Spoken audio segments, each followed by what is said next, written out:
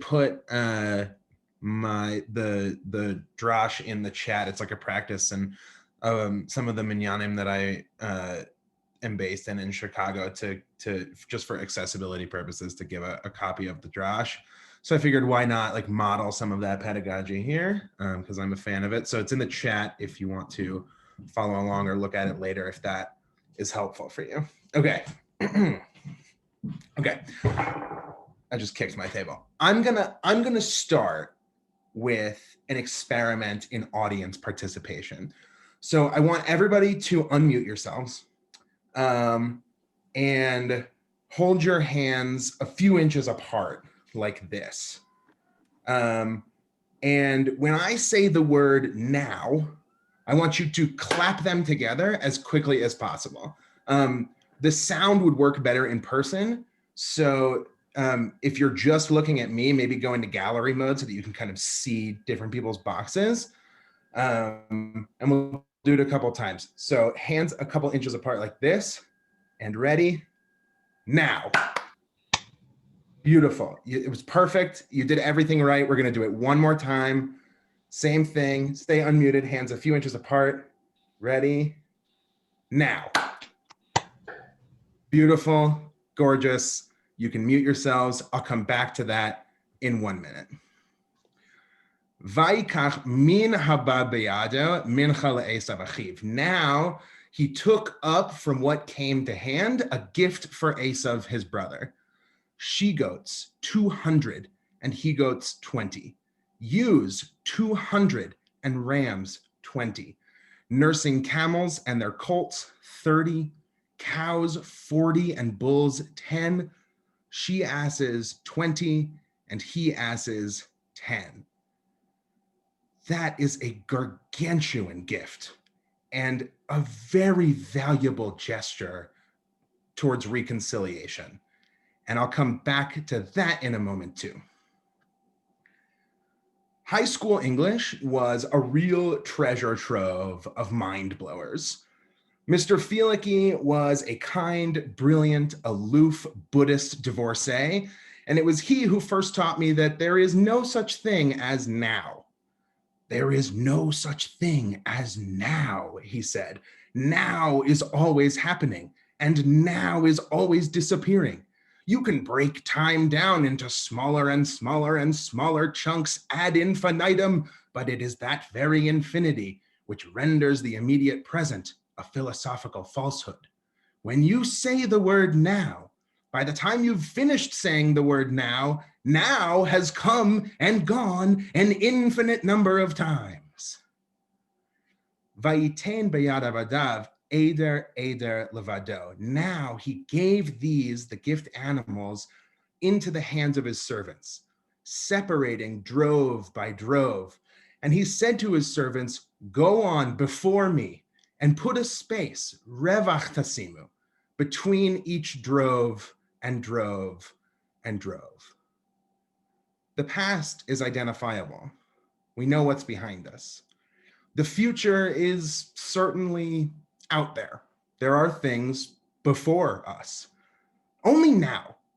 Only the present does not really exist. There is no such thing as now, said Mr. Fielicki, and that, colleagues, is why nobody clapped at the same time.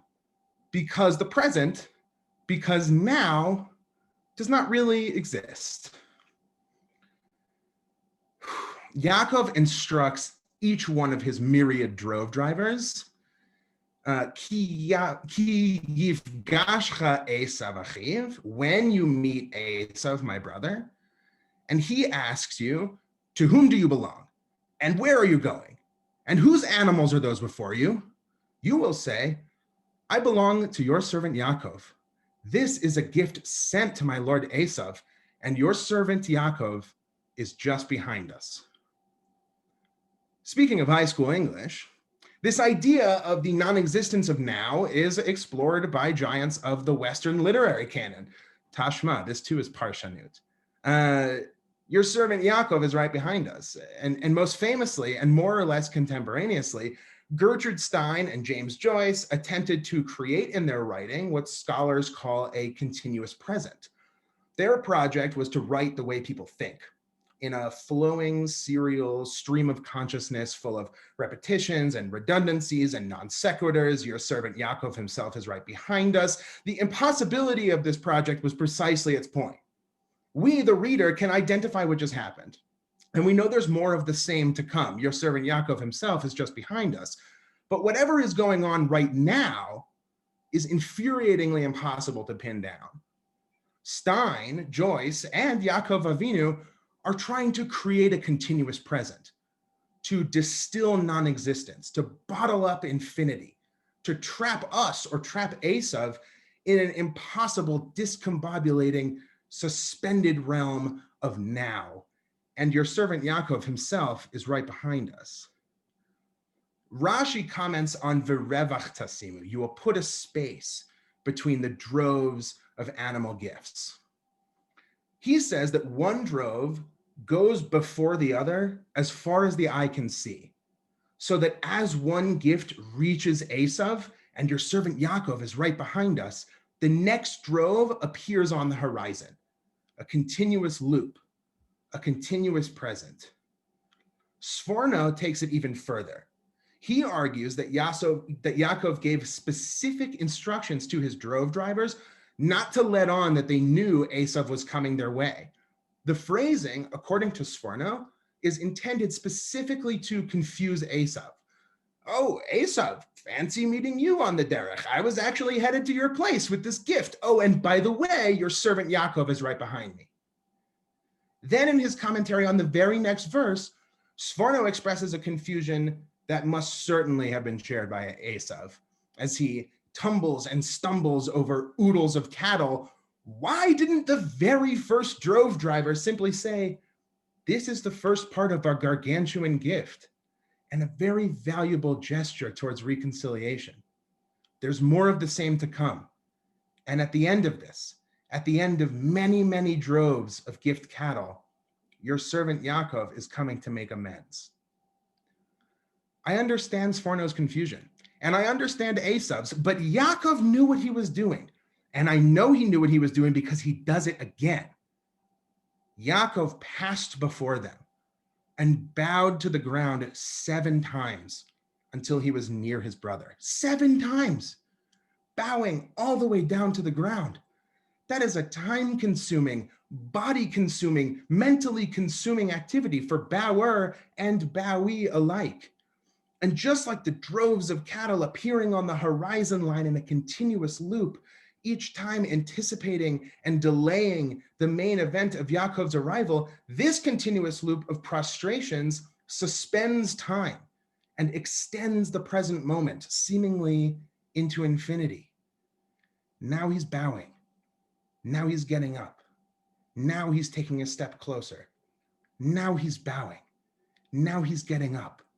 Now he's coming closer. Now he's bowing. Now he's getting up. Now he's bowing. Now he's bowing. Now he's bowing. Now he's bowing. Now he's here. He's here. Yaakov is here now.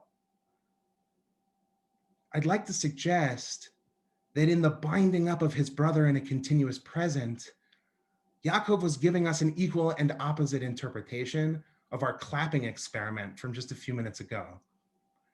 It is a physical, philosophical, and spiritual impossibility for everyone to have clapped at precisely the same time.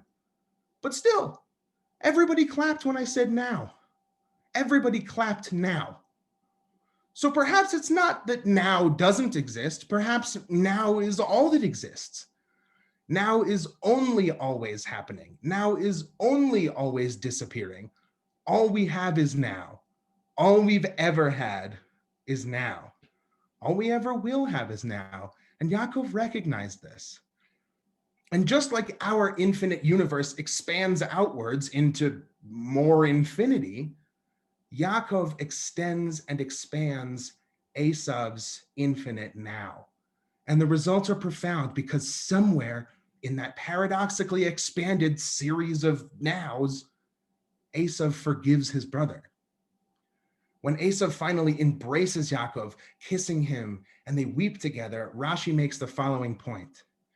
Nit galgalu rachamav. Esav's compassion, Esav's rachamim was aroused when he saw the prostrations and the prostrations and the prostrations.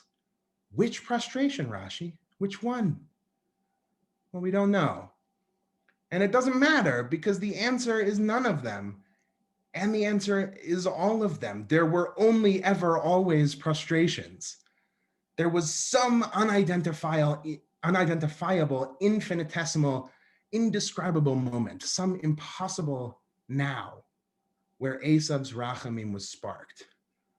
And it is that moment, that impossible, all-encompassing, only existent now that saved Yaakov, that granted him his life, that granted him a future, and his descendants a past, and all of us, an eternal and a beautiful and inevitable and an impossible.